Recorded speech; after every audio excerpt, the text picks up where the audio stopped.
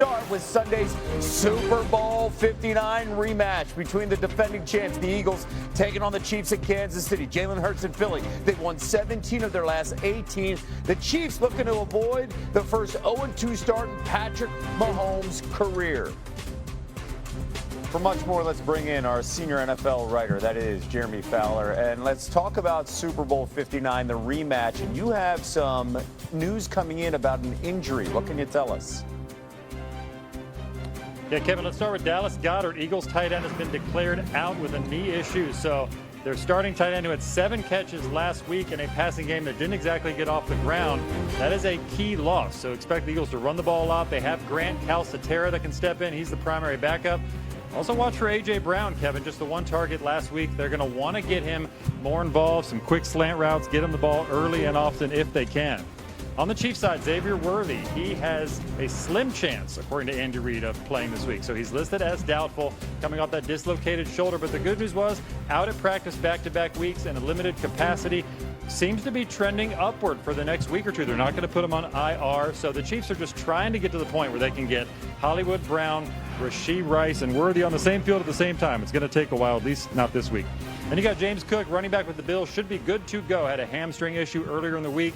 That was more a little bit of just tightness is my understanding. So he has told reporters that he's playing, no doubt about it. The bigger issue for the Bills is defensive tackle Ed Oliver will be out for this game, which the Jets will be very happy about. But Cook will be available to run the ball. And then finally, 49ers situation. Brock Purdy declared out by head coach Kyle Shanahan with a toe and shoulder issue. The situation now is, when will he be back? Will it be week 3, week 4? It doesn't appear at this moment that they're going to put them on injured reserve. Mac Jones will step in. Fascinating, Kevin, because 4 years ago, the 49ers looked at taking Jones number 3 overall in that NFL draft. Now Jones gets to run Kyle Shanahan's offense for the very first time. And by the way, they moved draft picks there with the Dolphins to select Trey Lance in that draft. And the Dolphins right now have a ton of question marks, trying to rebound after that week 1 loss, an embarrassing loss, 33-8 to the Colts. From what are you hearing, like, how bad is it in Miami right now? Well, Kevin, it's never a great sign when players have to have a players-only meeting that they talked about this week in the locker room, but at least that can create a little bit of urgency. The Dolphins do firmly expect to play better. They felt like last week was just an avalanche of bad assignments, missed throws, missed routes, the whole 9. So they expect to tighten that up. Head coach Mike McDaniel's trying to make sure of it. But in the bigger picture, talking to people around the league, they see 2 core issues with what's going on in Miami. The roster, they don't consider it to be an elite roster. That's problematic. They've had a lot of key players leave, in part because the Dolphins were trying to probably clean up their locker room a little bit with some players that were bad fits, but they replaced them with more cost-effective options that aren't as good. Also, there are questions about who's the leader in that locker room, who are the core guys you can go to that step up in a leadership standpoint. You combine all that together, and it is an ugly start that the Dolphins are trying to recover from. That offense was dreadful. Keep in mind, Tyreek Hill, 6 straight games without a catch of 30 yards or longer, the longest streak of his career. Jeremy, thank you so much. The Packers are first and goal. Love takes, looks, throws slant right side. Touchdown, Romeo Doubs! It's been all Packers so far. At the end of 1 half, it is the Packers 14 and the Commanders 3.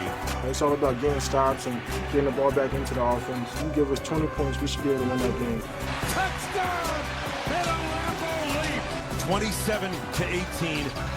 Final score. Big NFC game last night. Commanders, they looked outstanding getting that win over the Commanders.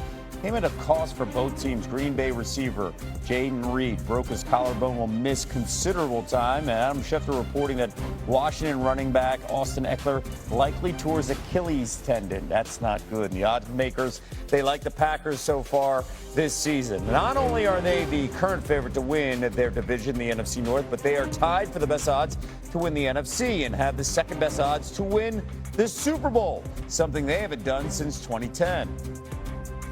NFL analyst Mina Kimes joining us now with much more. Mina, what was your biggest takeaway from last night?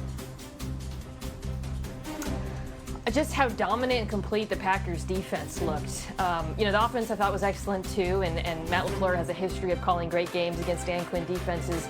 But this Packers unit, I mean, all three levels I thought played so dang well. You really see the force multiplier effect that Micah Parsons has on the rest of the pass rush. Players like Devontae Wyatt, Rashawn Gary stepping up because they get one-on-ones. But on the back end, I think it was the play of these Packers corners that surprised me the most.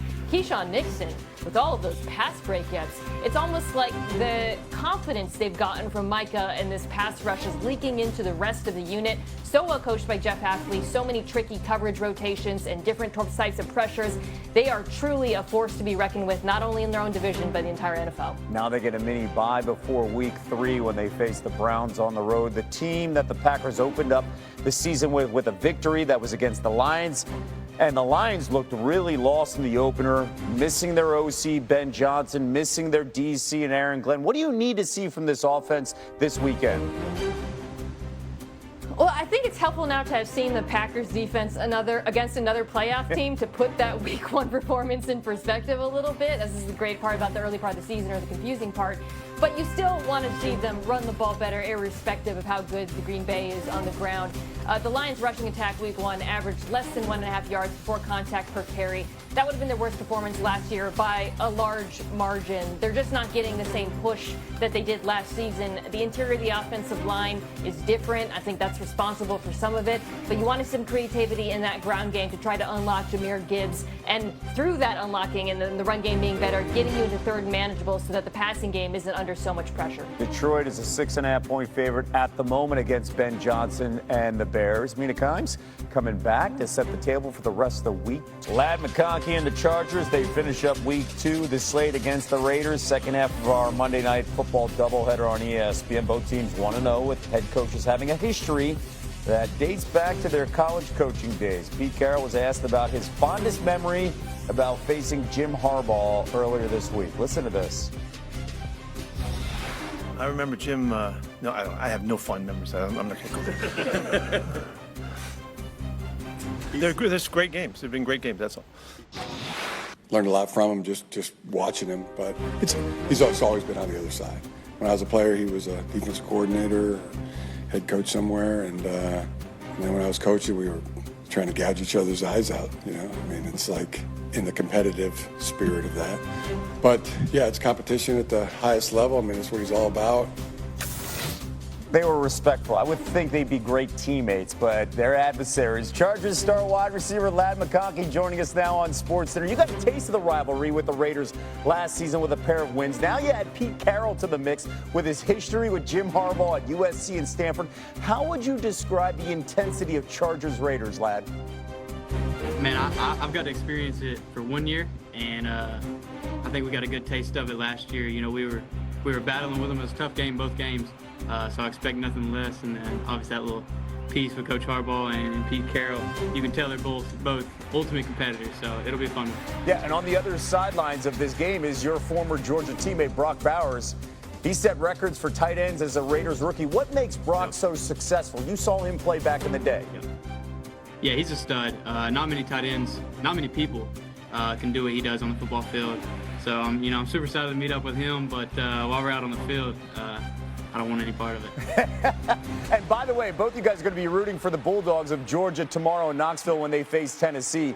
Gunnar Stockton was in the quarterback room. When you were in Athens, give us a scouting report on Gunnar. Yeah, Gunner's just a great dude, and he's super competitive. I actually played him in high school, and I hate to say it, but I'm 0-2 against him. So, yeah. But no, he's going to lead those guys, and they're going to be ready. I know Coach Mark's going to have them ready, and I'm excited to see it. Hopefully we get to, watch a little bit of it, catch the back end. So, super excited. What makes him a good quarterback? He can do a little bit of everything. He's true dual threat. You see him make plays with his legs, make off-balance throws, and then guys just rally behind him. He's just a leader. And when you have a guy like that, a quarterback that people can rally with, you're doing something good. And I know this is weird to say. They're a top 5 team, but Georgia has won 8 straight in this series, and they feel like they're being overlooked. What's it like to play the Volunteers and beat Tennessee? It's a great feeling. I know one of my favorite games that I played in college was when they were number 1. We were number 3. They came to Sanford. That was honestly one of the loudest I'd ever heard our stadiums. And we put it on them pretty good. So. Yeah, you had a nice game in that one. And I was by a the way, Tennessee fan, you know that. yeah, absolutely. Not anymore. Not anymore. You weren't a heralded 5-star kid out of high school. Kirby Smart in Georgia, they were the first Power 5 school to offer you a scholarship. After watching you play basketball, you've heard all the labels about being undersized back in high school, back in college, yet you caught 82 balls in your rookie season in the NFL. You set an NFL record for most receiving yards by a rookie in a single playoff game. What has been the driving force to your success, lad? I just always believed in myself and knowing what I could do. So I just want to go out there and honestly just be the best for the guys around me. It's like I obviously don't want to let myself down, let my coaches down, but when I'm on the field, I don't want to let my teammates down. So that's the biggest thing, just going and playing for them and letting everything come to me. Your current quarterback, Justin Herbert, on the other end, he's a 5-star guy. You want to say anything? He's just stud? Just like Yeah, no, I mean, what can't you say about that guy? He's great. I'm super glad he's on our team. Well, by the way, I could go on and on. You took down the Chiefs in the opener in Brazil, over 300 yards passing and 3 touchdowns. What did he show you in that win to open up the season? Yeah, when the game was on the line, that's when he was at his best. He came out and made plays through the air with his feet, just full command of our offense. And, you know, I'm super excited going into week 2. You also, like, really cool experience for you because veteran Keenan Allen is back with the team after a season in Chicago. So you didn't play with him last year.